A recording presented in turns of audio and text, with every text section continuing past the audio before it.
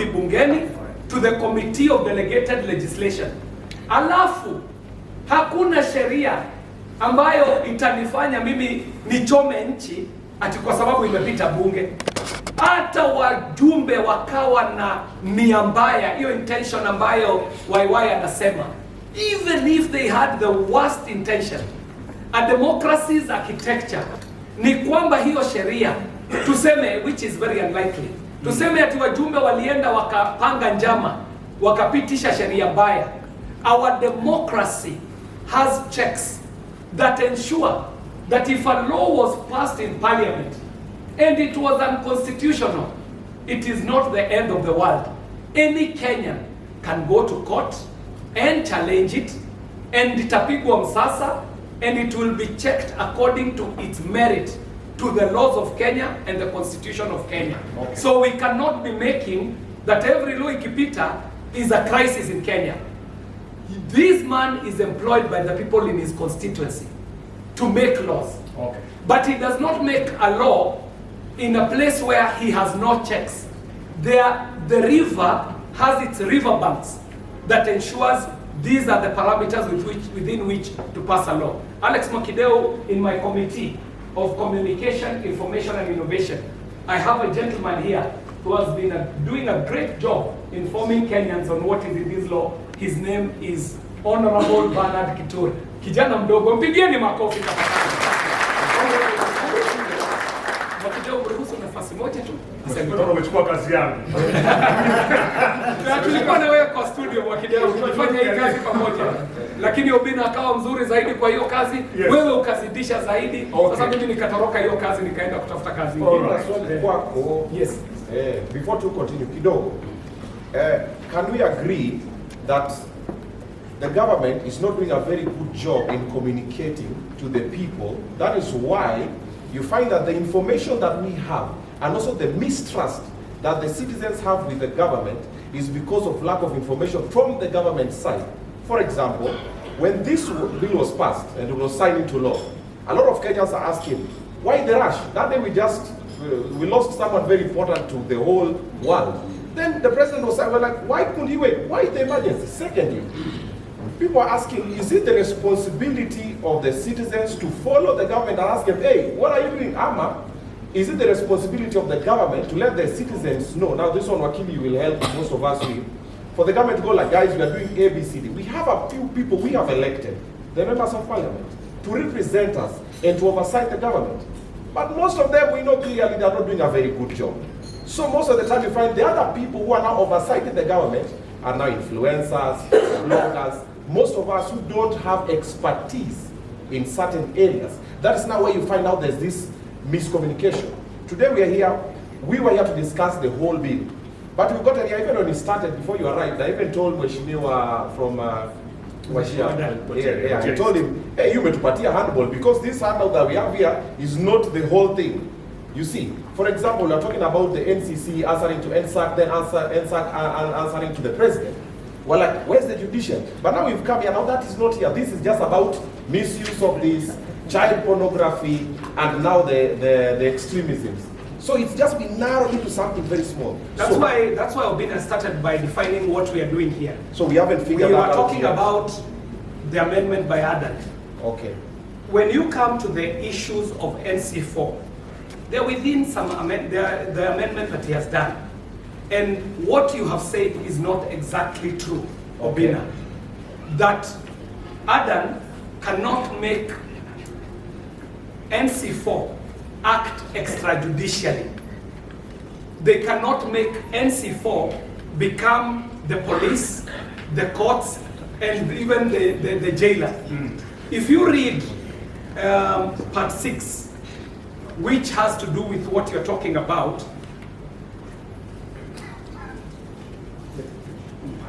actually, let me read I'll read part 6, which is section 6. So, Honorable Adan proposed, it was canvassed, public participation happened, and it was debated in Parliament, and it was agreed that section 6 of the Principal Act is amended in subsection 1 by inserting the following new paragraph immediately after paragraph J. Where it is proved that a website or application promotes unlawful, meaning that there are other laws that dictate what is lawful and what is unlawful. Where it is proved that a website application promotes unlawful activities, inappropriate sexual content of a minor, terrorism, or religious extremism and culticism, issue a directive. It is not NC4. Issue a directive to render the website or application inaccessible. Now, section 27, I want to say where we are citing the It's NC4 that is issuing the directive. Yes, a directive. All right. Because it is, NC4 is a committee. This committee has the Attorney General there, it has the military, it has interior, it has public tech representatives in NC4. So basically, it is a committee of public and government experts who would be the superintendents over the space to allow the enacting and the implementation of the law. NC4 is not a new entity. It has always been there. Where it is proved. So proved. Yes. So where it is proved. Yes. So there's a court process. All right. KJ, ataongea mpaka kesho. What are you going to suggest? Acha nimsimamie hapa. Yes. It was to Obinna's question though, I wanted to answer in the affirmative, Obinna. And hiyo ya Obinna, tafadhali mungempigia makofi huyo Obinna. He is holding this for you. It is correct, Obinna, that government is playing catch up in the information race.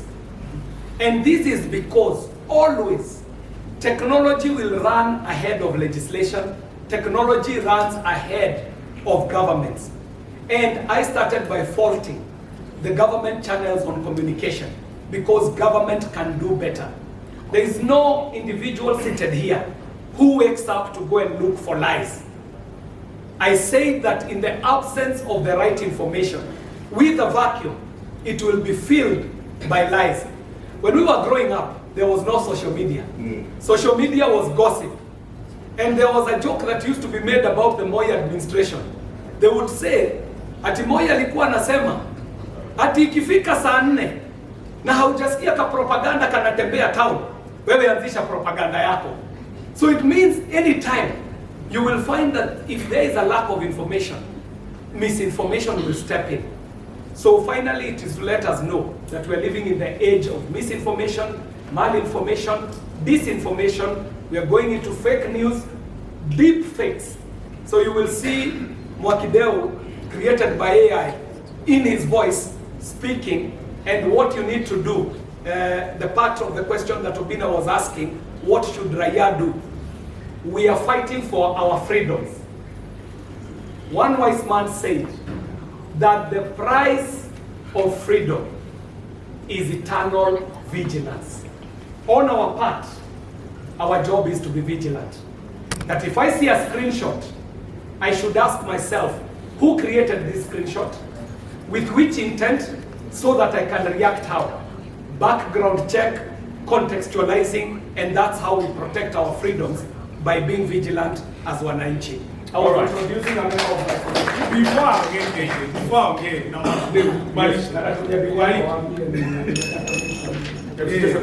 Kwa hii story ya KJ, Yes.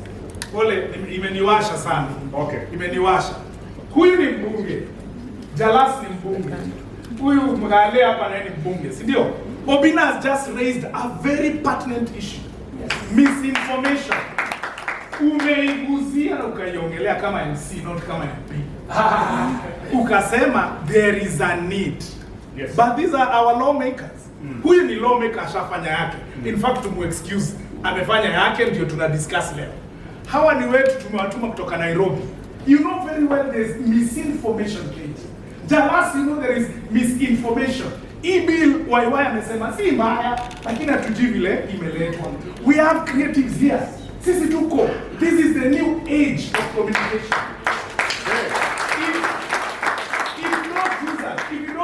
kama hata kutumia, we'll be back here again discussing this. And we should not give this as a suggestion, Wakideu. Ati we should no, we are not going to shoot again.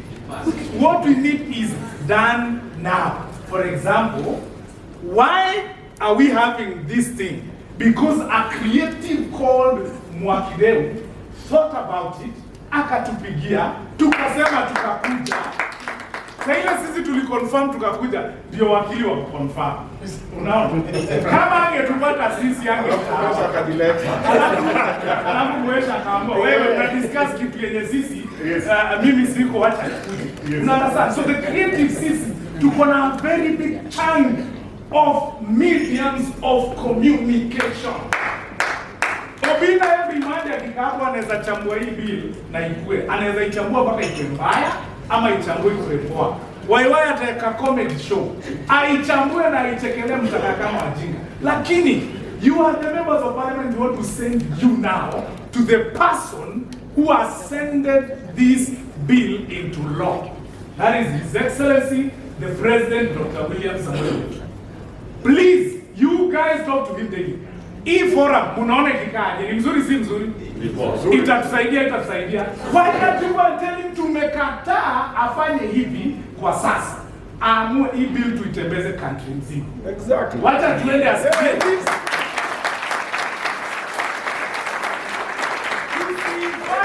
Nairobi panali tumalize. There are many people who are not here. Yes, they are watching us, but wengine wana bado.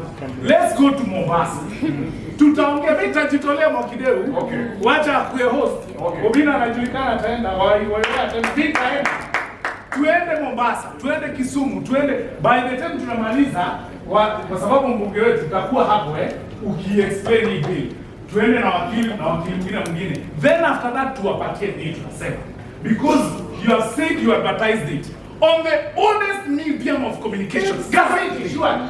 Ati mneka kwa gazeti, tutaona.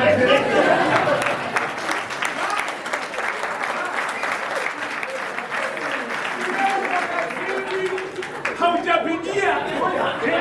Wameweka kwa gazeti and the bill is about the internet.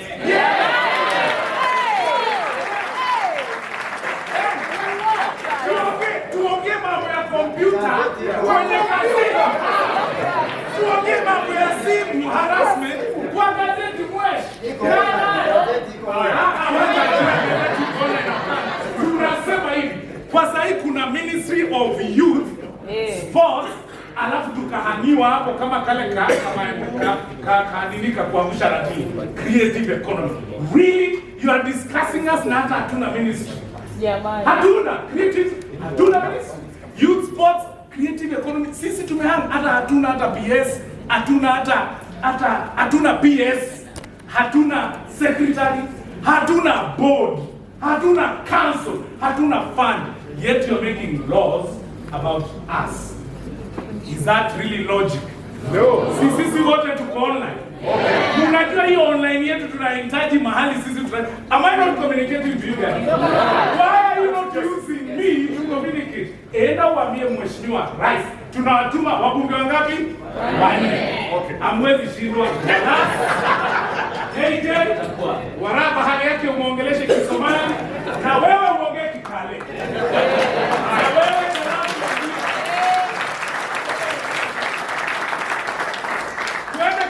Tusiende? Tuchague chairman wao wabunge mwenye atapeleka hii kitu. Kwa sababu wewe hatutapata solution. Wewe akuwe chairman. Ambie rais atufanye tutembee na mzigo huyo. Thank you so much Jesse. Unajua kuna wakati hata inanishindaga kuongea kama mbunge nikiwa nao watu hapo. But the truth is, even me as a first time member of parliament, I get to learn a lot of things every single day. And I used to sit on this side, and everything that I used to do was to criticize even before I read it. As you speak, this bill is a bill of 2018, meaning ni kitu imekuwa. What has been done by Mheshimiwa from Wajir is amendment yenye ameongezea pale. But ungeona pale mtandaoni vitu watu walikuwa wameshaandika, ilikuwa ni gava size itakuwa inaingia kwa simu yako, itakuwa inajua una 20 million utakuwa unapigwa fine, sijui ukiongelesha deni yako aje, ukimwacha sijui fare kitu, ukitumiwa fare usikose kwenda, kulikuwa na mambo mob. But the truth is, such forums must go on again and again and again, so that we are able to tell people, and they should happen even before a bill is passed, so that this is the kind of public participation that we should be having. Okay. Now that you've sent us, and the closest person to His Excellency the President is the MP here for Wajir, and also KJ, and also huyu yake huyu. Sisi tutaenda, propose that we continue having forums like this again and again, so that we can demystify some of these issues. Thank you so much. Just before that. Is the chair.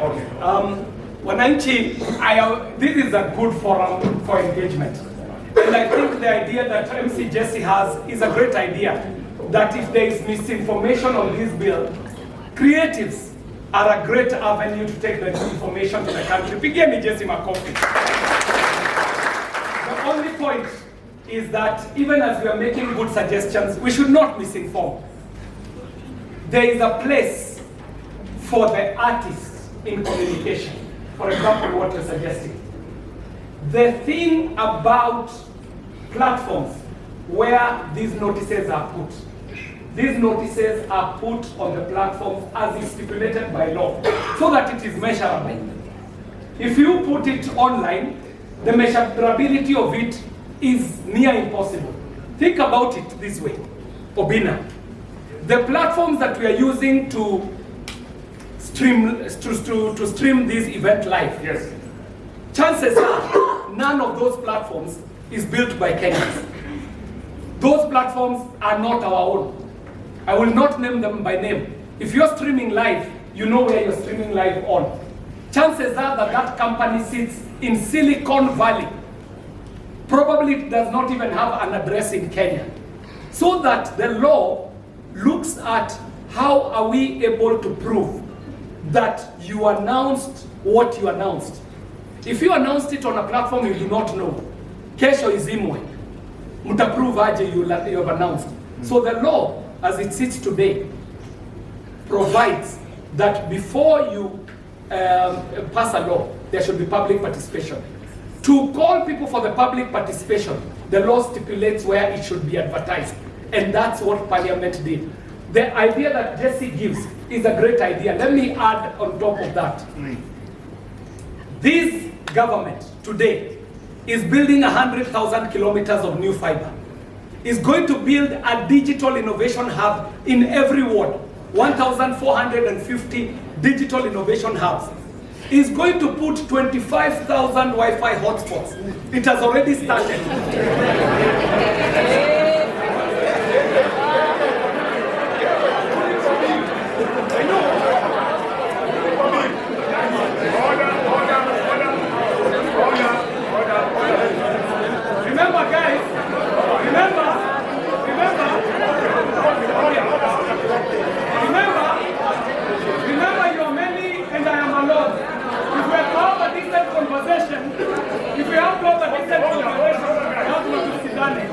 Nikasema hivi, for the 100,000 kilometers of fiber, you can go and check where we are at, because it is an installation that is already happening.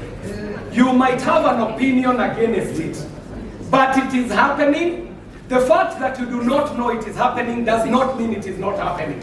So it is, you should have been asking me, where do I get information? Now, that was not the point.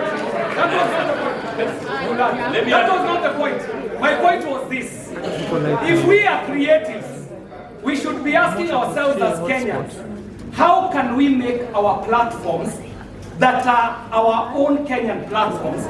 Because we are graduating experts who are developers, we are graduating people who are well versed in media issues.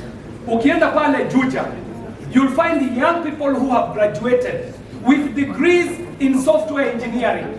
So what is stopping us as a country from developing our own WhatsApp, our own TikTok, our own Twitter, so that as government is providing connectivity, I myself should be thinking, Pale Konza City, because Konza City is a reality, whether you have seen it or not, it is existing.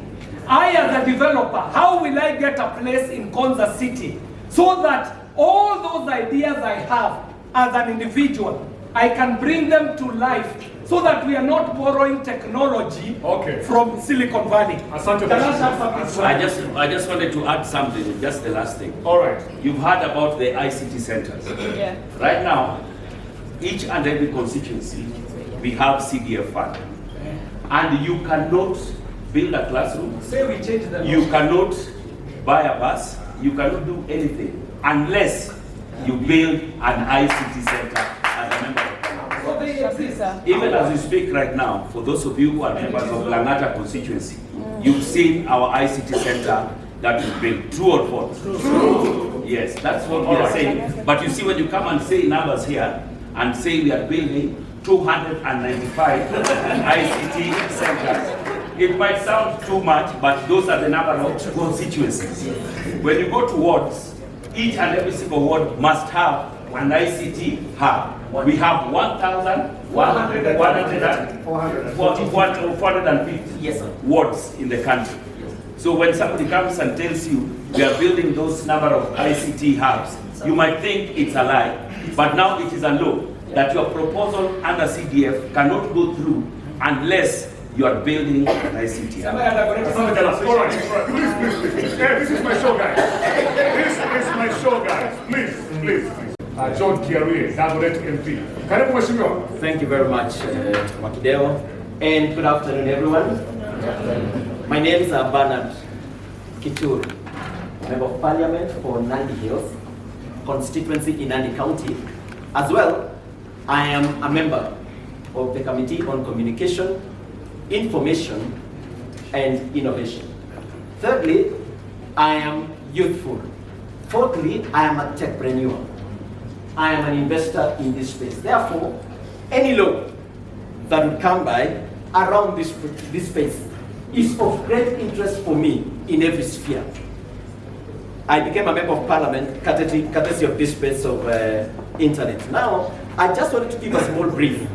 Indeed, when this matter appeared before our committee, when it was introduced by the Member of Parliament here around 24th of November 2024, and the aspects that he touched on, when he talked about the issue of religious extremism, when he spoke about cultism, terrorism, those matters immediately raised eyebrows, and you understand what I'm talking about. And when we went in, and in fact today, I know we've started this debate, and I'm even wondering whether we really know what we're talking about. There are only about 4 or 5 sections. Okay. Number 1 is section 2, where you are changing the definitions of a couple of things. One of which will affect most of you is the issue of identity theft. You've seen many times these days, people can call you using a SIM. There are a lot of SIM swaps, and people are being stolen money. Is that not true? So those are the things now that became of great interest to us. And when you look at that section 2, on the definitions of several things, including when we talked about the child pornography, they were saying that, and it's true, the US and UK are tightening their spaces for their children being misused or for the children getting exposed on matters of child pornography. What has that happened? The next market, because the laws are getting tightened on the other side, the crooks who are doing these kinds of business are coming to Africa. And Kenya is way ahead on matters of technology and access of space. Therefore, we have to find a way of tightening. That is why there is the issue of fragile assets to discuss that these days when we want to follow you up, there are those proceeds of crime. Many times, it's not the physical assets we are talking about. We are talking about the virtual accounts, the cryptos, and those kinds of things. So we wanted to venture into that space so that if you want to come and make an investment in this country on that point, we are able to get all of you. Now, section 6, where it expands the work of the National Computer and Cybercrime Coordination Committee. Listen, friends, and all Kenyans who are here. There is nothing that will be done before a court process is executed. In court, you bring a lawyer like him, all right? There is a law that will be followed, and then finally it is known this website that you are using is actually promoting terrorism. Is actually doing the things of child pornography. What does the National Coordination Committee do? They can block it or bring it down. Yes. That's simple. Oh yeah, that's simple. Are we together on that space? Mm-hmm. Now, when it comes to the one section 27, the offense of cyber harassment, if you look at what the law says, the initial one, and this is true, by the way, and these are two examples. Just recently, about 2 or 3 weeks ago, I paid a visit to a friend of mine, and he was telling me they were from a neighbor's home where a young man who was in an institution here in Nairobi, a well-known institution here in Nairobi, a young man who has had a great career. I mean, he has built his career, he's in university, I think 3rd year, and he hanged himself in the sitting room. So they wanted to find out what could have happened to this young man. Was it an issue of relationships? And they went through the phone. They couldn't get anything. The only thing they got are the apps. An app that tells you, you do this until you achieve your target when you hang yourself. Can you imagine a 3rd year, somebody so mature, but he was a very sharp young man. So some of these things that you might take it easy when I'm talking to you right now are so real out there amongst young people, because many young people don't speak out of many things they go through, and they believe the website that they keep watching and viewing. So this website is saying, if such kind of websites that takes you until you kill yourself, you harm yourself, those kinds of websites need to be brought down almost immediately. Is that wrong? And you have to go through the court process. There is, of course, section 30, it was the issue of phishing, which I spoke about. Actually, we introduced in the definitions or the introductions, the aspects of what is SIM swaps and those kinds of things. Now, it will come to fit in section 30 when we are talking about the phishing. Phishing is actually getting your information. And at some point we expanded and said, if anybody tries to reach out to you to get your personal information using calls and emails, those are the only means that were introduced in that section. Finally, was the introduction of a new section in 46A, to provide that the board can issue an order for removal of content, closure, and deactivation of a computer system and website. That is it, and there is nothing really out of place. Finally then, so that I go sit down and still hear the contribution of the people, is the concern about, in cases, there are cases, there are orders that were issued. If you look at this order that was issued at Milimani Courts, that is suspending section 27, 1B, C, and 2. Actually, there is misinformation and disinformation in courts. Because what was being suspended, yes, one of them, a slight clause is here, is in this amendment. But the other one was in the 2018 main law. So the judge was misinformed. That he suspended something that was not part of the conversation. In fact, it should have been the Court of Appeal, because this clause had already gone through court process and it was upheld. Do you understand? So there's a lot of misinformation and disinformation. Finally, I agree with all of you that yes, we need to go around the country and we need to improve, as Obinna said. True, we need to improve the communication from our side as government. Okay. And there's something also Obinna did mention, so I go sit down. You mentioned that why was this law signed on the 15th of November, of October, that Wednesday, isn't it? Now, what had happened is, it was the 14th day. It was the 14th day where, after 14 days, the law must be signed. If it is not signed, it becomes law. It becomes a law automatically. So what does that mean? The president then would have abdicated his duty. That he realized it was very early in the morning, and the president had even called Akina Daud and all the others who had given the 8 bills, actually. There were 8 bills, right? The others are very good bills. So those 8 bills were to be signed that early morning at around 7:30. That was the agreement. In fact, it led to maybe around 7:45. When what we know, it was not very clear to all of us whether it did that whatever happened to our country had actually happened. So they say, let's just do. What did the president do? Just put a signature, simple as that. Tumeelewana? Na hata kama angesign bado ingekuwa law. Asanteni sana. Thank you so much. Politicians talk so much, but they are not touching the main point. Going about corners, there's no problems with that, whatever you're saying. So, but there is one problem. Why are you not addressing Section 27 of the Act that is in contention?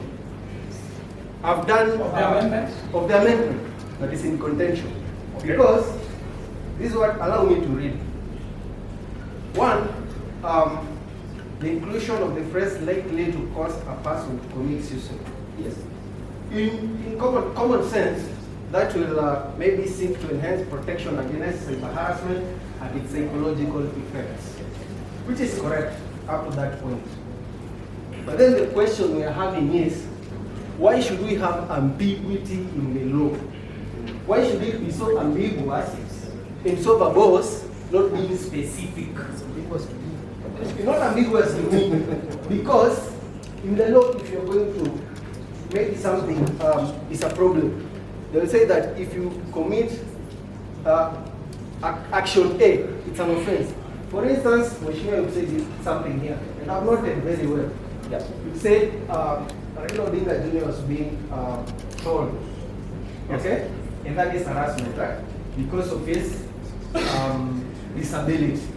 Why not amend the law and say that if you post material or something that touches on disability of someone, okay, and that action causes someone to have, like, most likely to commit suicide. You know, you're being specific. What I know, the intention of this law is this. During the Gen Z uprising, we also what happened, okay? People walikuwa wanasalimia watu kwa mitandao, si ndio? Wasipokusalimia kwa mtandao na kusalimia wapi? Kwa inbox. So sasa hizi utaenda utengeneze silhouette ya mwanasiasa utupe kwa mtandao. Kisha tupo, what happens? Unapigwa pingu, unawekwa ndani. But the issue is this. If All right? Let me give you my opinion. But it's okay. If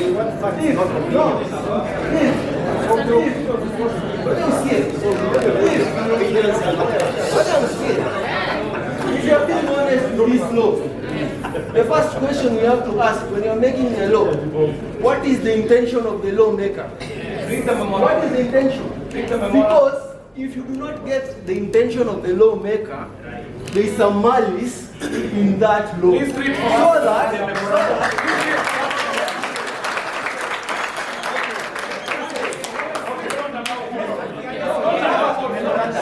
The fault you will have a right of reply. You will have a right of reply. You will have a right of reply. But it's okay. No. It's popular, but it's a lie. No, let me tell you, everyone will have a right of reply. Si ndio? Nikimaliza utakuja useme, do not agree with me because of this and this. When you give your opinion, I sat down and I listened. Yes. The law cannot discipline everyone. In fact, the law is a very small part of society. Society inalingana na watu wenyewe. And the question I asked about the intention of the lawmaker is because we need a law that is very clear and not ambiguous. Go amend that section, come up and say, when you say ABCD, you will be held liable. When we have talked about protection of the child, we have the Children's Act. Why didn't you insert that in the Children's Act?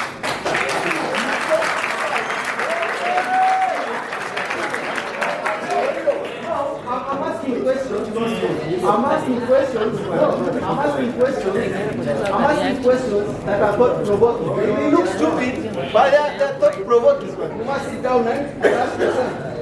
Now, these questions I want to ask here. We have statutes that guide different laws. You have the Children's Act, we have the Terrorism Act, we have the Societies Act that govern churches and societies. And I don't know how the specific. If you are saying you are using this cyber why not say as read together with section this and this of this act? It is because you are, listen, you are widening your scope so that when somebody disagrees with you politically, you have somewhere to capture it. And that is Asante sana. Makofi kwake wakili wewe. just Very fast. let me do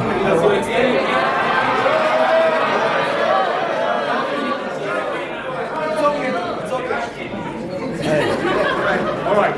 Hata tumsikize wakili mwingine. just a moment. Don't worry, I have the bill in the head, so it's okay. All right. Please allow me to say something before we go. As young people, I want to encourage all of you, please have a tolerance for having offending opinions. Please. Even if you do not like someone, never assume you cannot learn about something about it. Pardon? Okay. I'm saying this, please, as young people, let us have an ability to tolerate divergent opinion.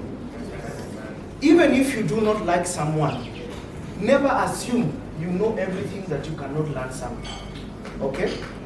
Now there are particular things that have been said, and most of you agree with, right? You feel they are factual, and your feelings, you could say, are valid, right? But we started by saying the lawmaker is here. If you want to check the intention of a bill, there is something called the memorandum. Correct. You do not need to get the intention from the air. Correct. All you need to do is go check your memorandum. The memorandum has the objects, and they are listed properly, and actually, that is in law. If you look at the fact sheet for Parliament, it provides for that particular structure. Good people. Okay. Second thing that I want to say is, if you stand in front of people and give legal advice that it is wrong, he said we have a right of legal reply.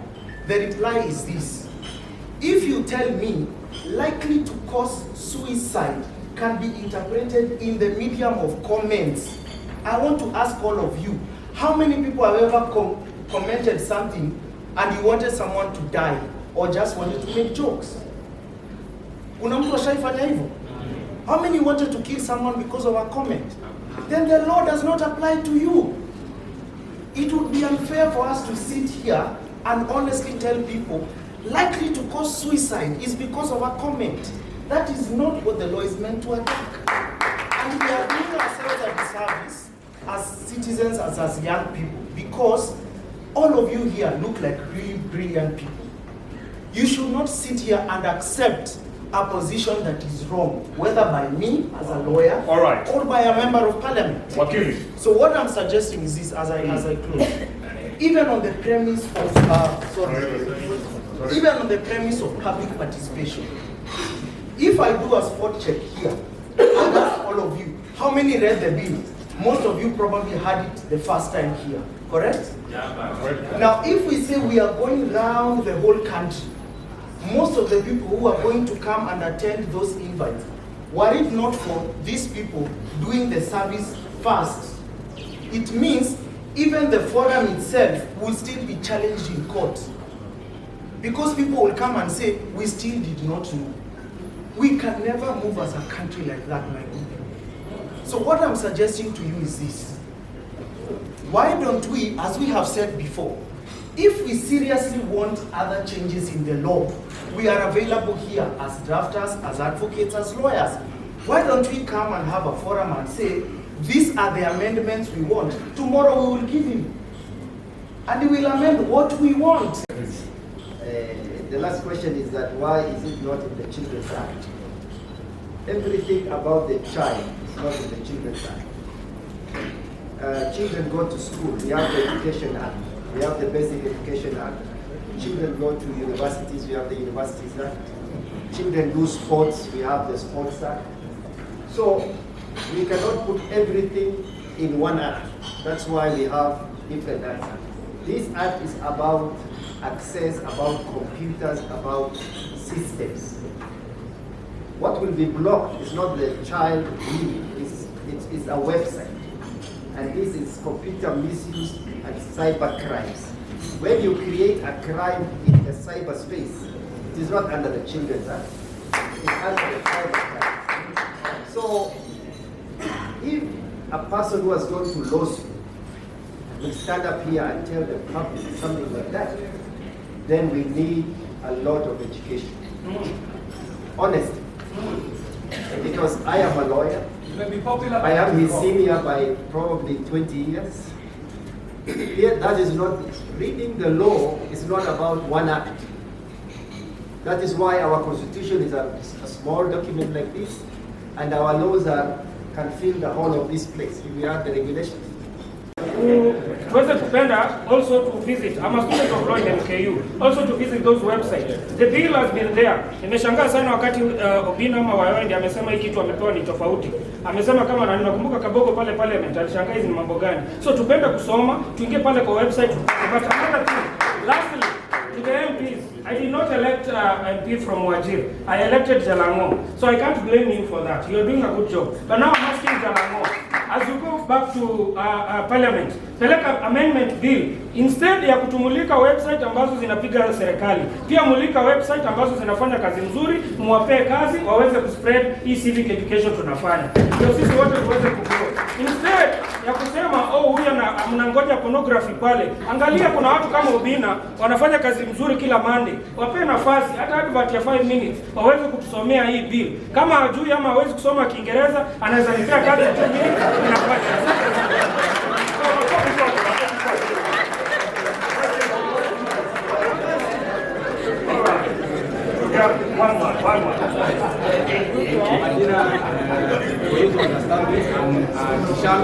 I have traveled all the way nimetoka Samburu kwa maana iko mara. Sauti kwa chini. And traveled all the way kutoka maana iko mara Samburu. I am an advocate of digital literacy amongst the pastoralist community, and this was driven by my urge. Niliona kwa jamii ya Kenya ama kwa Kenya kwa ujumla, ukienda kwa jela imejaa maskini na Masai, kwa sababu maskini hana pesa ya kuongana atoke na Masai hajui kujitetea. So since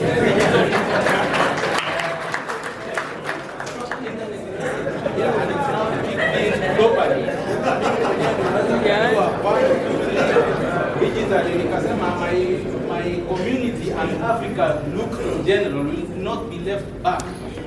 Matters concerning digital literacy globally, we will be addressing things globally kwa sababu sasa tunaongelea maneno ya internet locally. Kuna vitu mingi zinaendelea globally that is displacing Africa globally. Vitu kama climate change, vitu mingi zina affect Africa. So I'm the African who will be able to advocate these things digitally.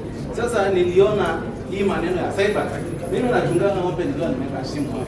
Sasa huko huko walibiri mimi kuchunga ng'ombe, tumesikia kitu serikali imeweka kwa simu inaitwa cybercrime. Sasa huko kuna hii misinformation. Sasa huko kwetu ni mingi kwa sababu we are literally digitally tuko nyuma, education tuko nyuma. Sasa nikasema because mimi si kama wakili hapa, lakini I prefer law to the wakili. Hata kama sijasoma niko lana kwanza naweza kumkosoa. Amesema watch pornography, you are not promoting pornography. Na hapa Mwakideo anatuambia subscribe, watch, stream.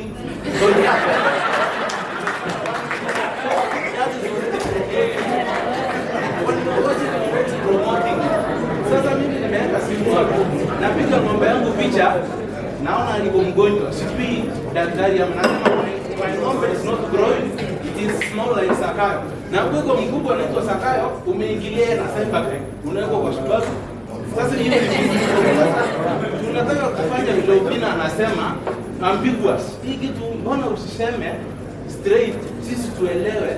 Ukifanya hivi ni cybercrime, na ukisema huyu akona mguu kidogo ni mjinga atajinyonga, hiyo ni cybercrime. Lakini nikisema mimi naongea kama Matiang'i, hiyo ni imitation. Unaona kuna trolling kule, kwa sababu baba alituacha, watu walikosoa kijana yake na disability, hiyo ni trolling. Lakini kulikuwa na kijana anaitwa KK anaongea kama Gashago. Hiyo ni talent. Sasa tofauti ni nini? Sasa ni yote wa vitu.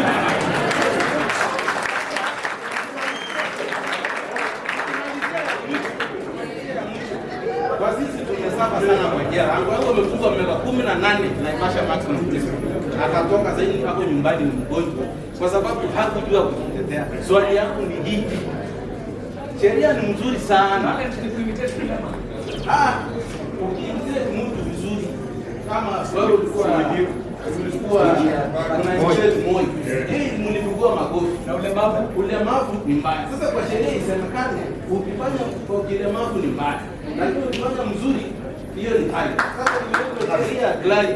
Sasa mimi nasema sheria ni mzuri ikiwa iko pande ile nyingine, lakini ikikuwa pande mbaya kwa mtu ya mkono ya mtu mwenye anataka kukunyanyasa kama serikali itakumaliza kabisa, kwa sababu tunajua terrorist ni mbaya na ni kweli terrorist ni mbaya, lakini ukienda maandamano kwa sababu sheria ya terrorist ilihusishwa inawekwa kwa terrorist.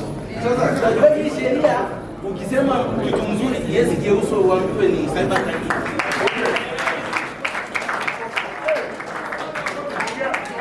Wengi sana bwana. Mimi dalili.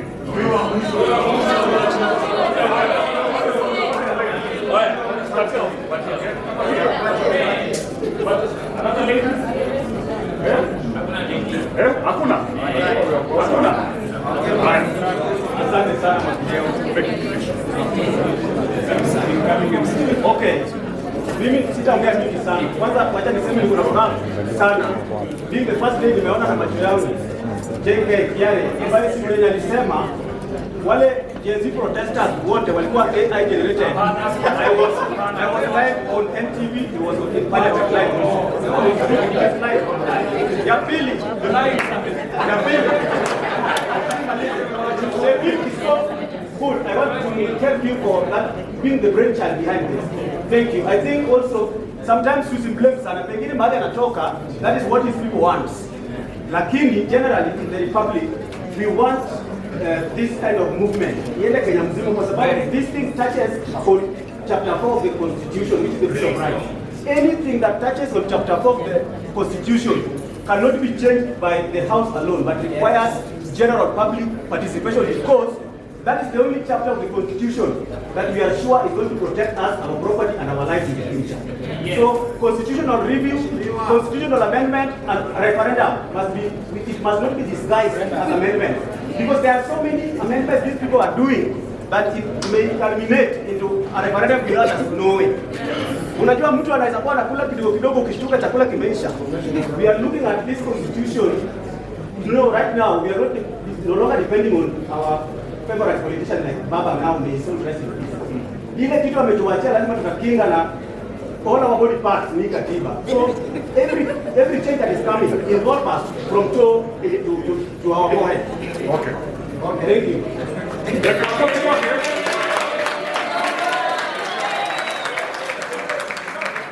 All right. Tumalizie na what's your name? Tuambie and then be so brief tukimalizia. Asante sana kwa nafasi. Kwanza niwapongeze kwanza wenzangu, hiyo niwapongeze sana wenzangu kwa wingi, sababu tunaonyesha kwamba tunajali anything that is happening in this country. Yeah? So my first question is about the bill. How is this law going to ensure that there is strict balance? Members of Parliament, can we understand that Kenyans right now are in a position of a deficiency of trust, and that is why the reactions are the way they are right now. That does not mean that they are not willing to hear, but there is just that deficiency of trust. But also to the Kenyans, please let us understand that laws are not made the way sisi tumezoea, ambao baba yangu nyumbani ama mama yangu nyumbani anasema hii ndio sheria na ninafaa kutii. There are ways in which laws are made that, yes, we do understand that there are laws that have been made ambazo zimetukandamiza sisi na zimepita. Lakini sikiza kile kiko kwa hii amendment, sio kile umeona kwa social media. Because fact remains, I have been a victim of misinformation myself. If you know, you know. But the fact remains, that misinformation is the one that is going to itakuchimbia kaburi. Tukiwa hapa tuko pamoja, we are riled up, tunakubaliana, tunakubali. when you walk outside that door, the law will deal with you individually. That's all I wanted to say. Thank you. Wow, I love it, I love it, I love it. Misinformation. I just need to answer one. All right. Answering one. You need to have to answer things. We have agreed that newspapers cannot be the only way the government talks to its people, more so when we're now talking about digital age like where we are. So it's also an easy thing for us to also go back to the committees. We put up maybe the top 10 or top 20 YouTube channels or top podcasts, so that they are put on a budget whenever the government wants to advertise and get to its people. But also, when that happens, that Alex is advertising a government issue, it is for your information. Yes, he's been paid by the government. That does not mean that now he has his government. You get what I mean? Kwa sababu, you know, they see an artist has been called to perform at a national function. Everybody is trolling them for working with the government there. Then it becomes an issue. That person trolling that artist, the mother is a teacher working for the government. So, it is a very thin line. So let's all agree that we can go out there and talk to the digital team, with the government, to be able to put up a list of top YouTube channels, top Instagram pages, top influencers to be used to also send messages out there for the people. Thank you so much.